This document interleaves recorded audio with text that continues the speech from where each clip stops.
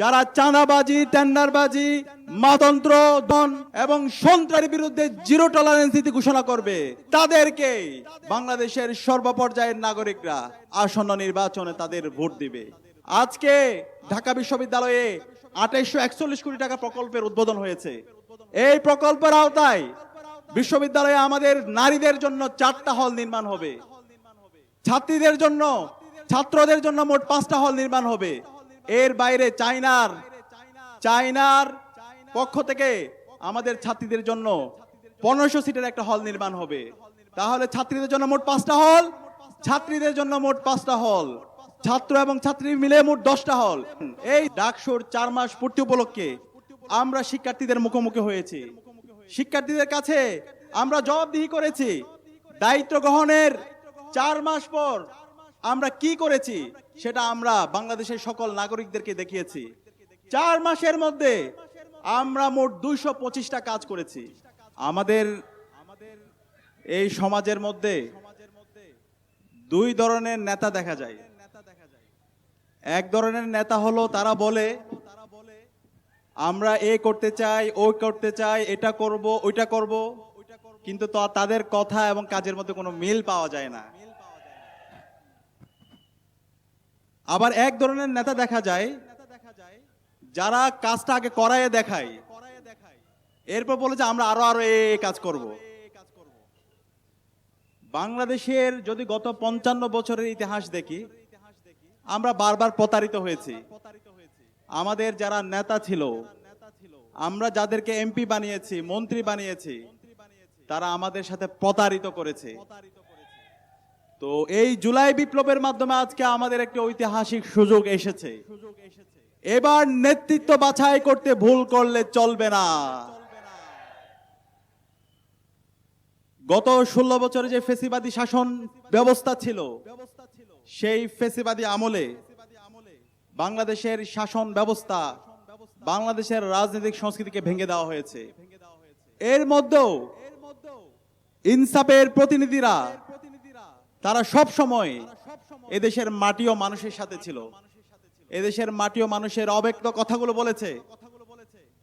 জুলাই বিপ্লব পরবর্তী 1.5 বছর জুড়ে ইনসাফের প্রতিনিধিরা তারা দেখিয়েছে কিভাবে মানুষের জন্য কথা বলতে হয়, কিভাবে কাজ করতে হয়, কিভাবে জুলাইকে ধারণ করতে হয়, কিভাবে জুলাইয়ের শহীদদের আকাঙ্ক্ষাকে ধারণ করতে হয়। কিন্তু আরেকটা পক্ষ আমরা দেখতে পাচ্ছি, তারা এখন বিভিন্ন ধরনের বয়ান নিয়ে আসছে, বিভিন্ন ধরনের কার্ডের কথা বলছে, যে কার্ডগুলো গত 16 বছরে অথবা জুলাই বিপ্লব পরবর্তী তারা তাদের কাজের মাধ্যমে দেখাতে পারেনি। সুতরাং আমরা কি এই কার্ডগুলোকে বিশ্বাস করব? বড় আমরা বিশ্বাস করব আমাদের সেই মানবিক নেতাকে, ডাক্তার শফিকুর রহমান, যিনি দীর্ঘ ফ্যাসিবাদ বিরোধী আন্দোলনে সব সময় এই দেশের মাটি ও মানুষের সাথে ছিল। যখন সিলেটে বন্যায় হয়েছে, যখন বাংলাদেশে কোনো দুর্যোগ হয়েছে, ডাক্তার শফিকুর রহমান এই দেশের মানুষের জনতার কাতারে নেমে এসেছে। এই ধরনের আমাদের মানবিক নেতা দরকার, যারা তাদের কাজের মাধ্যমে করিয়ে দেখিয়েছে। জুলাই বিপ্লব পরবর্তী সকল শহীদ পরিবারের কাছে যাওয়া, শহীদদের আকাঙ্ক্ষাকে ধারণ করা, শহীদদের স্বপ্নের আলোকে নতুন বাংলাদেশ বিনির্মাণ করার জন্য তারুণ্যকে সাথে নিয়ে পথ চলা, সেটা আমরা ডাক্তার শফিকুর রহমানের কাছে দেখেছি। আমাদের সেই ধরনের নেতৃত্ব দরকার।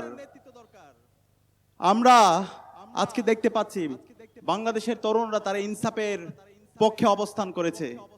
বাংলাদেশের তরুণরা ইতিমধ্যে ঘোষণা দিয়েছে এবং সর্বপর্যায়ের নাগরিকরা তারা বলছে তারা ওই মানুষদেরকে ভোট দিবে, ওই প্রতিনিধিদেরকে ভোট দিবে যারা 3টা বিষয়ে তাদের অবস্থান পরিষ্কার করবে। এর মধ্যে 1 নম্বর হচ্ছে যারা জুলাই বিপ্লবকে ধারণ করে এবং যারা সংস্কারের কাজে যারা সহযোগিতা করে, তাদেরকে বাংলাদেশের জুলাই বিপ্লব পরবর্তী তরুণ প্রজন্ম এবং সর্বপর্যায়ের নাগরিকরা তাদেরকে ভোট দিবে। দ্বিতীয়ত, যারা চাঁদাবাজি, টেন্ডারবাজি, মাতন্ত্র, দন এবং সন্ত্রাসের বিরুদ্ধে জিরো টলারেন্স নীতি ঘোষণা করবে, তাদেরকে বাংলাদেশের সর্বপর্যায়ের নাগরিকরা আসন্ন নির্বাচনে তাদের ভোট দিবে। তৃতীয়ত, যারা তাদের কথা এবং কাজের মধ্যে মিল রাখবে, যারা তাদের প্রতিশ্রুতি ঠিক রাখবে। তো আমরা দেখতে পাই বাংলাদেশ জামাত ইসলামী জুলাই বিপ্লব পরবর্তী ১.৫ বছর জুড়ে তারা দেখিয়েছে কিভাবে মানবতার জন্য কাজ করতে হয়, কিভাবে কথা এবং কাজের মধ্যে মিল রাখতে হয়।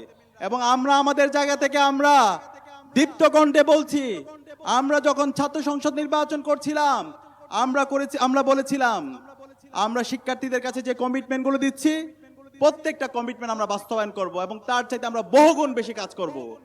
এবং আমরা বলেছিলাম আমাদের এই বিশ্ববিদ্যালয়গুলোকে আমরা এক একটা একাডেমিক ইনস্টিটিউট বানাবো, যে বিশ্ববিদ্যালয়গুলো গত ৫৪ বছরে অথবা প্রতিষ্ঠার পরে এক একটা কনসেন্ট্রেশন ক্যাম্প তৈরি করেছিল, শিক্ষার পরিবেশ নষ্ট করেছিল, সেই বিশ্ববিদ্যালয়কে একটা পূর্ণাঙ্গ একাডেমিক ইনস্টিটিউটে বিনির্মাণের জন্য আমরা আমাদের লড়াই সংগ্রাম জারি রাখবো।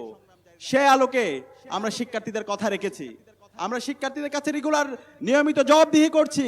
আপনারা দেখতে পেয়েছেন ডাকসুর ৪ মাস পূর্তি উপলক্ষে আমরা শিক্ষার্থীদের মুখোমুখি হয়েছি, শিক্ষার্থীদের কাছে আমরা জবাবদিহি করেছি। দায়িত্ব গ্রহণের ৪ মাস পর আমরা কি করেছি সেটা আমরা বাংলাদেশের সকল নাগরিকদেরকে দেখিয়েছি। ৪ মাসের মধ্যে আমরা মোট ২২৫টা কাজ করেছি। শিক্ষার্থীদের স্বাস্থ্যের নিরাপত্তা, খাদ্যের নিরাপত্তা, আমার বোনদের জন্য একটা নিরাপদ ক্যাম্পাস হিসেবে গড়ে তোলা, শিক্ষায় গবেষণায় বাজেট বাড়ানোর জন্য বিশ্ববিদ্যালয়কে প্রেসার ক্রিয়েট করা এবং বিশ্ববিদ্যালয়ের দীর্ঘমেয়াদী পরিকল্পনা হিসাবে আবাসন সংকটকে দূর করার জন্য আমরা আমাদের জায়গা থেকে বিশ্ববিদ্যালয় প্রশাসন, দেশি বিদেশি যারা ডোনার আছে এবং অন্তর্বর্তীকালীন সরকারের সাথে আমরা দফায় দফায় তাদের সাথে বৈঠক করে তাদেরকে আমরা বাধ্য করেছি। আজকে ঢাকা বিশ্ববিদ্যালয়ে ২৮৪১ কোটি টাকা প্রকল্পের উদ্বোধন হয়েছে। এই প্রকল্পের আওতায় বিশ্ববিদ্যালয়ে আমাদের নারীদের জন্য ৪টা হল নির্মাণ হবে, ছাত্রীদের জন্য ছাত্রদের জন্য মোট 5টা হল নির্মাণ হবে। এর বাইরে চায়নার পক্ষ থেকে আমাদের ছাত্রীদের জন্য ১৫০০ সিটের একটা হল নির্মাণ হবে। তাহলে ছাত্রীদের জন্য মোট 5টা হল, ছাত্রীদের জন্য মোট 5টা হল, ছাত্র এবং ছাত্রী মিলে মোট 10টা হল। এই 10টা হল আশা করছি ইনশাআল্লাহ আগামী 2 বছরের মধ্যে নির্মাণ কাজ সম্পন্ন হবে। আমরা কথা দিচ্ছি ইনশাআল্লাহ আগামী 2 বছরের পরে ঢাকা বিশ্ববিদ্যালয়ে আর কোনো আবাসন সংকট থাকবে না। একজন বিশ্ববিদ্যালয়ের শিক্ষার্থী এসে প্রথম বর্ষ থেকে সে সুন্দর একটা রুম পাবে, পড়ার একটা টেবিল পাবে, তার আবাসন সংকট থাকবে না, তার খাদ্যের নিরাপত্তা থাকবে, তার স্বাস্থ্যের নিরাপত্তা থাকবে। বিশ্ববিদ্যালয়ের যে মূল কাজ জ্ঞান অর্জন করা, জ্ঞানের প্রতি শিক্ষার্থীদের উদ্বুদ্ধ করা, গবেষণা করা, বিজ্ঞান প্রযুক্তি শিল্প সাহিত্য সংস্কৃতির মাধ্যমে বাংলাদেশকে সারা বিশ্বব্যাপী নেতৃত্ব দেওয়া, সেই ধরনের একটি পূর্ণাঙ্গ একাডেমিক ইনস্টিটিউট আমরা বিনির্মাণ করবো ইনশাআল্লাহ। এবং আমরা কথা দিচ্ছি যেভাবে ডাকসু এবং বাংলাদেশের নির্বাচিত ছাত্র সংসদগুলো কাজের মাধ্যমে তাদের কমিটমেন্টের মাধ্যমে শিক্ষার্থীদের কথা রেখেছে, ইনসাফের প্রতিনিধিরা আমাদের নেতা ডক্টর শফিকুর রহমানের নেতৃত্বে আগামীর বাংলাদেশ যে বিনির্মাণ হবে সেই বাংলাদেশে জনগণের ক্ষমতা জনগণের হাতে ফিরে দেওয়া হবে ইনশাআল্লাহ। ডক্টর শফিকুর রহমান আপনাদের ছেড়ে যাবে না, আপনাদের কাছেই থাকবে। ডক্টর শফিকুর রহমান আপনার যে অব্যক্ত কথাগুলো আছে সেই কথাগুলো বলবে ইনশাআল্লাহ। ডক্টর শফিকুর রহমান শহীদ শরীফ উসমান হাদি যে ইনসাফের কথা বলে গেছে, যে আধিপত্যবাদের বিরুদ্ধে আগ্রাসনের বিরুদ্ধে কথা বলে গেছে, শহীদ উসমান হাদির স্বপ্ন বাস্তবায়ন করার জন্য ডক্টর শফিকুর রহমান লড়াই সংগ্রাম জারি রাখবে ইনশাআল্লাহ। একই সাথে এই ডক্টর শফিকুর রহমান ভাইকে হাতকে শক্তিশালী করার জন্য এই ঢাকা 10 আসন বিপুল ব্যবধানে আগামী 12 ফেব্রুয়ারি ব্যালট বিপ্লবের মাধ্যমে আমরা উপহার দিতে পারবো ইনশাআল্লাহ। ইনশাআল্লাহ ইতিমধ্যে বাংলাদেশের বিভিন্ন প্রান্তের সর্বস্তরের নাগরিকরা তারা সিদ্ধান্ত নিয়েছে। আমরা আশা করছি ঢাকা 10-এর সর্বপর্যায়ের নাগরিকরা আগামী 12 ফেব্রুয়ারি দাঁড়িপাল্লার পক্ষে তাদের গুরুত্বপূর্ণ মতামত দিয়ে আগামীর বৈষম্য ইনসাফ ভিত্তিক বাংলাদেশ বিনির্মাণে সহযোগী হবে ইনশাআল্লাহ। এবং তারুণ্যদেরকে আমি অনুরোধ করব, তারুণ্যের প্রথম ভোট দাঁড়িপাল্লার পক্ষে হোক, তারুণ্যের প্রথম ভোট শাপলাকলির পক্ষে হোক, তারুণ্যের প্রথম ভোট ঐক্যবদ্ধ বাংলাদেশের পক্ষে হোক। ইনশাআল্লাহ ঐক্যবদ্ধ বাংলাদেশ বিজয়ী হয়ে এসে গত 55 বছরে বাংলাদেশে যে বঞ্চনা তৈরি হয়েছে, যেই নেতৃত্ব আমাদেরকে প্রতারিত করেছে, সেই রাজনীতি, সেই দুর্বৃত্তায়নের রাজনীতি চিরতরে বন্ধ করে দিবেন ইনশাআল্লাহ। একই সাথে আমরা বাকি রাজনৈতিক দলগুলোকে বলবো, এইভাবে আপনারা আপনাদের অবস্থান পরিষ্কার করেন, জনগণের কাছে আপনারা জবাবদিহি করেন এবং আপনাদের কথা এবং কাজের মধ্যে মিল রাখেন। সর্বশেষ যে বিষয়টা বলবো, এই জুলাই বিপ্লব হয়েছে শহীদদের আকাঙ্ক্ষার আলোকে একটি নতুন বাংলাদেশ বিনির্মাণ করার জন্য। সেই নতুন বাংলাদেশ বিনির্মাণ করার জন্য এই জুলাই বিপ্লব পরবর্তী যে জুলাই সনদ, সেই জুলাই সনদের আইনি ভিত্তি দেওয়ার জন্য গণভোটে হাকে বিজয় করতে হবে। আমরা কি পারবো ইনশাআল্লাহ? 12 ফেব্রুয়ারি যে প্রথম ভোট দিব, সে ভোট হচ্ছে গণভোটে হা ভোট। হা মানে হলো আজাদি, হা মানে হলো ইনসাফ, হা মানে হলো পরিবারতন্ত্রকে ভেঙে দেওয়া, হা মানে হলো যে কৃষকের টাকায়, যে শ্রমিকের টাকায় আমার এই বাংলাদেশ চলে, তার সন্তান যদি যোগ্য হয় তাকে বাংলাদেশের প্রধানমন্ত্রীর জন্য তাকে যোগ্য হিসাবে গড়ে তোলা। সে কারণে আমাদেরকে হাকে বিজয় করার জন্য প্রতিটি পাড়ায় পাড়ায়, প্রতিটি মহল্লা মহল্লায় হায়ের পক্ষে ক্যাম্পেইন করতে হবে। আমরা কি পারবো ইনশাআল্লাহ? ইনশাআল্লাহ। ইনকিলাব জিন্দাবাদ।